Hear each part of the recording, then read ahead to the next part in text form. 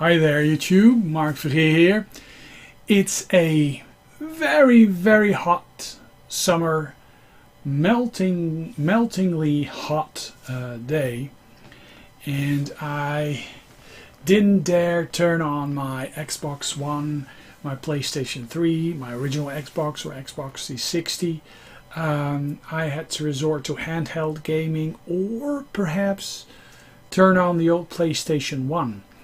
And there's two games that have been released in Japan that are actually very cool racing games. They're called Rally de Europe and Rally de Africa. And I believe Rally de Africa has been published in 1998 and Rally de Europe has been published in 2000. So relatively late original PlayStation games, and I find them very interesting. They remind me of Sega Rally to some extent. Perhaps Sega Rally meets Gran Turismo meets Ridge Racer. It plays actually quite nice, and these games actually never got a release, a Western release, which is actually quite sad because I think they would have done great. Okay, let's check out how rare these games are. They can actually be had pretty cheap. Let's go check out the eBay listings. So here you have Rally de Africa for €12.92, straight from Japan, $12.92, $17.23. It's not that expensive. So there's not too many listings, but most of them are actually the same price. And Rally de Europe. Oh, the Europa. That doesn't even seem to be listed. So yeah, it's pretty rare, I believe. At least it's not listed right now, but it's pretty much the same price as Rally de Africa. It's a bit more, how do you say that? It's a bit less ancient.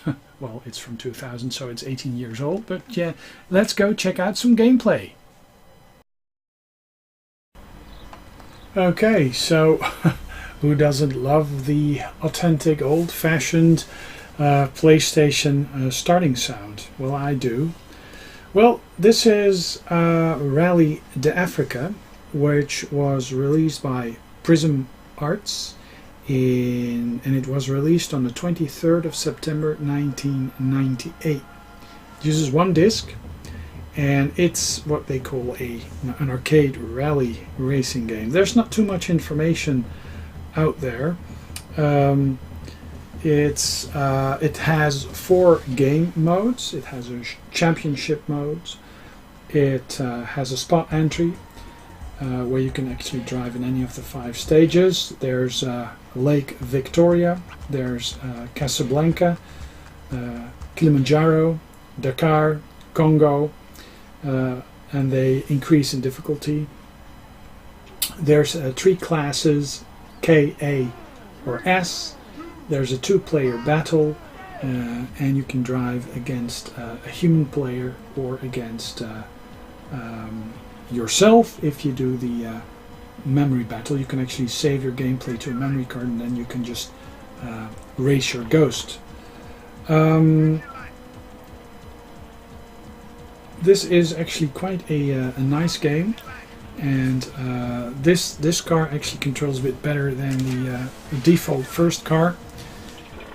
And as you can see, this really reminds me a lot of Sega Rally. Actually, it has similar graphics, but actually more enhanced graphics at the same time, because the Saturn didn't do that well when it comes to 3D. But actually, large parts of this course actually are very reminiscent of Sega Rally.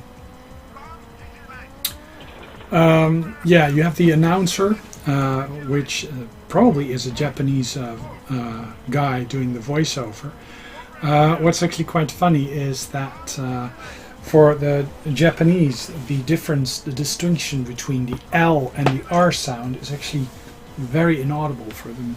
And if you listen well, you can actually hear the guy say turn light instead of turn right, which is actually quite funny. But it's a very nice game. I really like it. It's very smooth. At first, controls seem to be a bit floaty, but yeah, you see, I finished second. So let's try again. It also has very nice music, actually, and a very nice graphics. I really like the presentation. The game loads actually quite quickly as well. And yeah, this is the slightly harder Casablanca, and hopefully I'll be able to show you all the tracks that actually entail the rally. There's a bit of texture warping going on, which is actually quite, you know, well known on the original PlayStation. Quite like the way the scenes, the scenery is plotted. There's not that much pop-up. The course is winding in such a way that actually everything is drawn before it actually comes into view. So it really gives you a sense of everything being there instead of the graphics in the distance popping up. I don't see that a lot happening in this game, which is actually quite good, because it's something that you see in a lot of older PlayStation and Saturn games, and even PC games, that the graphics in the distance, they just pop up, so you have a limited amount of polygons and texture memory. And yeah, I really like how this goes. The AI is actually quite easy to master. So this is actually more fun playing against another player, or playing against yourself if you save your ghost on the memory card. But yeah, Casablanca, really, I mean, I've never been, but I can imagine it, you know, it really capturing the atmosphere somewhat.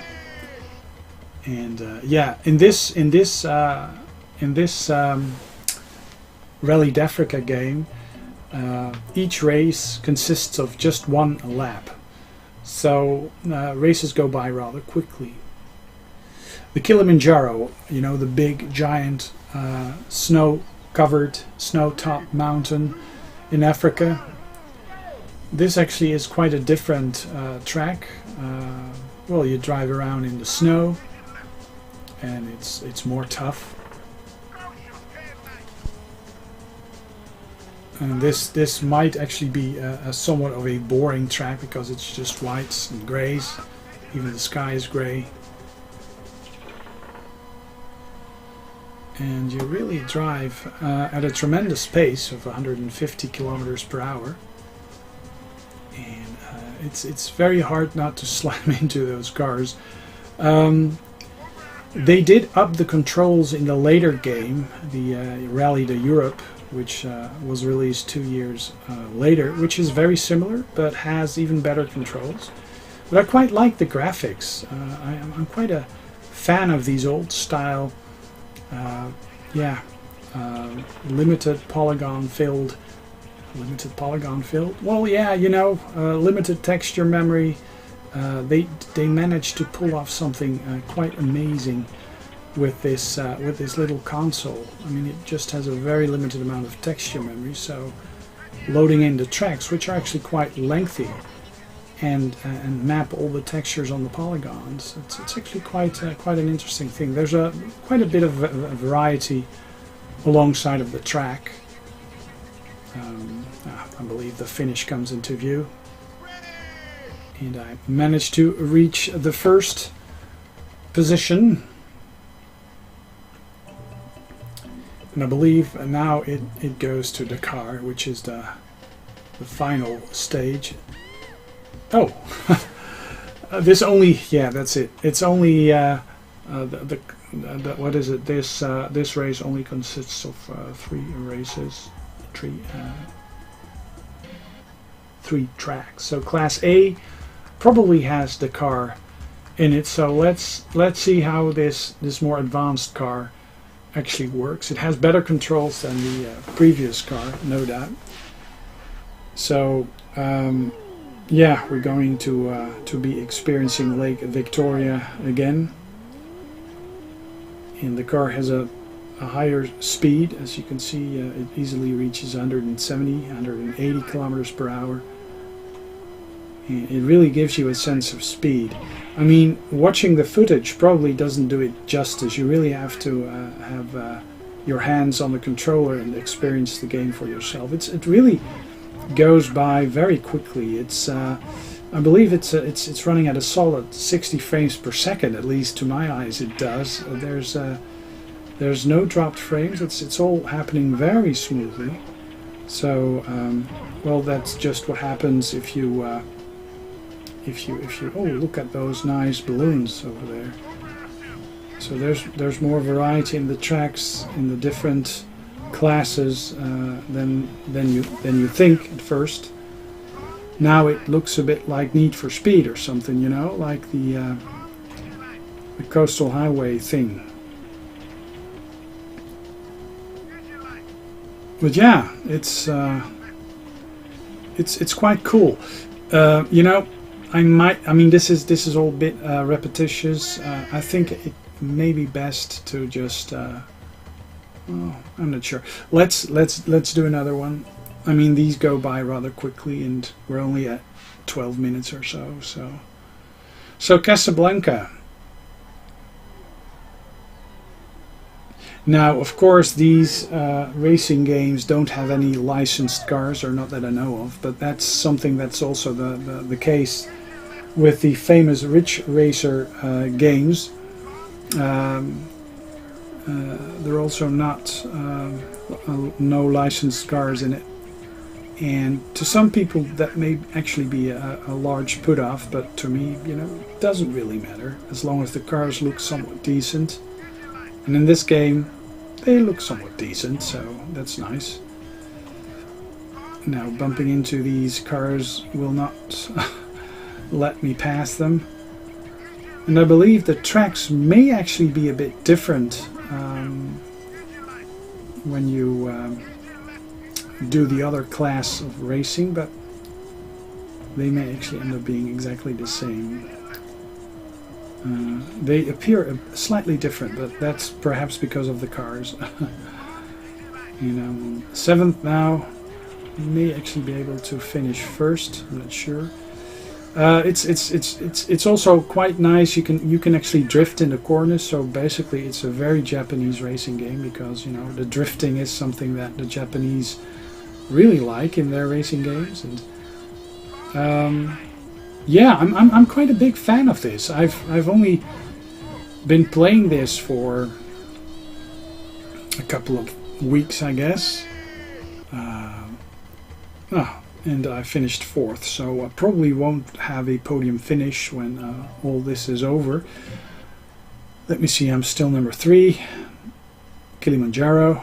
I hope I can see and let you see the Dakar, because the Dakar is like is the track that wasn't in the first type of race, so you can actually see some of the graphics. And yeah, some in-game commercials and stuff. Oh man, I'm really sticking to my couch. It's really very hot outside. It's like 31 degrees or something like that. Hasn't rained for days. The garden is actually quite dry, so we have to water it.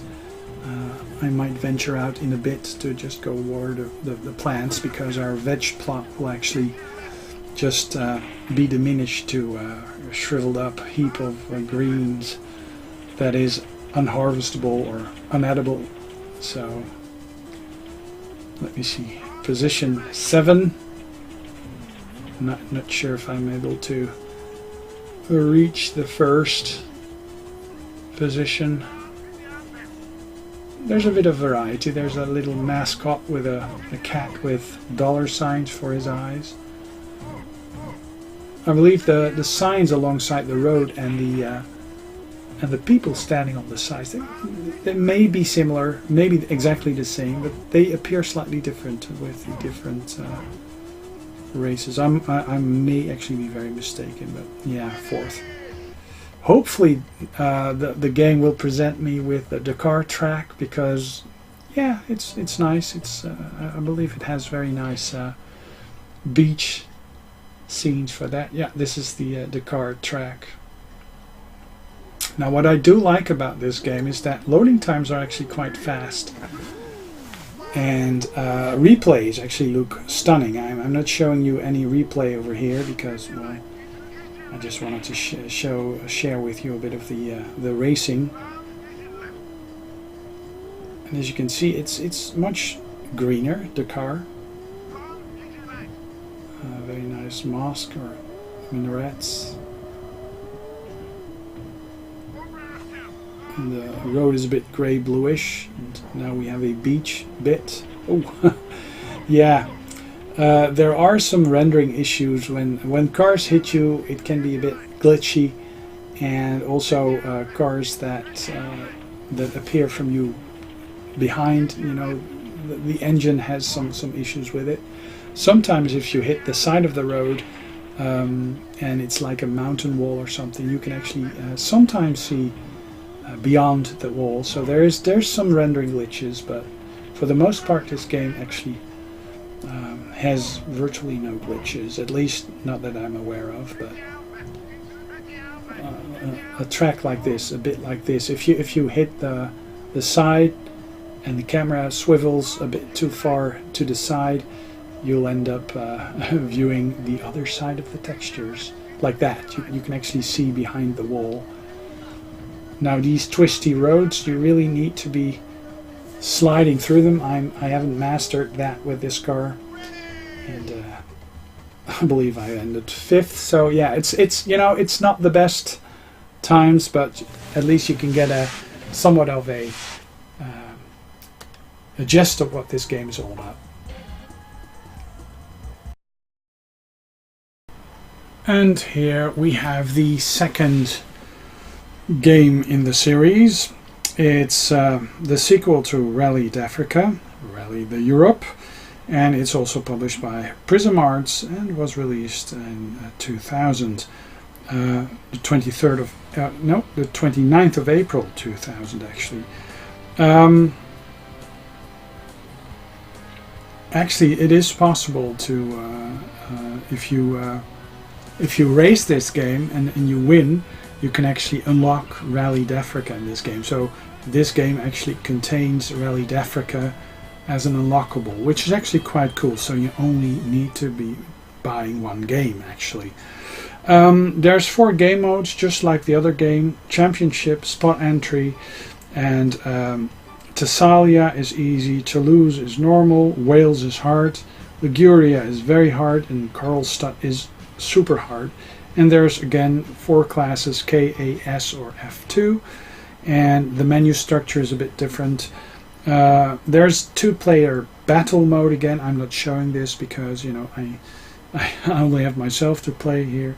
And you can do a memory battle, so you can save your game to a memory card, and you can actually race your ghost. So that's actually quite cool. It is possible to change the setting of the view from first to third person view, an in-car view, outside of the car view. Personally, when I play my racing games, quite often I like to have the inside car view, or just a bumper view where you can just see the road without you tailing behind the car. But in certain games it's actually quite beneficial to just view your car. And a game like Outrun 2, really that works well. Also Daytona USA actually works well with that. And yeah, it's hard to believe that this game actually is from 2000, because quite a few of the techniques used in this game, like the dust that just is spouting up behind your tires, is basically some sort of sprite that you also saw on the Saturn in Sega Rally. It's not the dust that you see in other games. But then again, you know, this is a 32-bit original PlayStation, and yeah, I mean, it's of course you can't expect very high quality sound and visual effects. Yeah, this actually this all the tracks, all the races actually consist of 2 laps, and the final lap is indicated, and it's the second lap by the announcer. Like in the other game, the announcer is pretty much the similar guy, and you turn to the light instead of turn to the right, which is actually quite funny. But the English used in this actually sounds very good. Now, some Spanish style windmills. I really like the speed of this game, and my capture might not bring out the ultra smooth gameplay, because it really seems to be running at a solid 60 frames per second, and you know, depending on what YouTube and what my rendering software does to these clips, it may end up looking like a pixel mess. I'm not sure, but yeah, it's a very smooth game, and if you like your arcade racers and you're not very opposed to the odd drift here and there, position number 3. Oh well, you know, it's just to show you some of the tracks of the first challenge. So this is Toulouse. It's a 2-lap, and the perspective is a bit weird, but yeah, you see that in quite a few of the other PlayStation games as well. It's some sort of weird perspective that they use, a weird projection technique. And like in the other game, there's very little pop-up, and that's because they designed the tracks in such a way that buildings and objects that are further away, they happen to appear before they're drawn. So yeah, pop-up is a game destroying. At least a graphic, what is it? A submersion, immersion. Yeah, it's a destruction of the immersive nature of the games. Submersion. Yeah, I'm thinking about water. It's very dry. It's very hot, and I guess I'm just having a Freudian lapse of the mind here.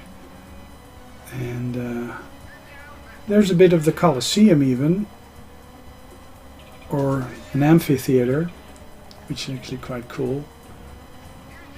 And here you can actually see the somewhat buggy nature of the cars that hit you. There's no crash, they just bump you like bumper carts, and it's just a bit weird, but it's not, you know, it's not that of a game-breaking thing. It's not the most prettiest thing. They could have done something different with that, but yeah, and those castles, they really look very nice. It reminds me a lot of the DOS, the S2 Screamer DOS rally game as well. It has very similar controls, very similar graphics. No fancy borrowed shading or anything. It's just nicely textured polygons, but it does look like a very nice game. But there's no environmental mapping.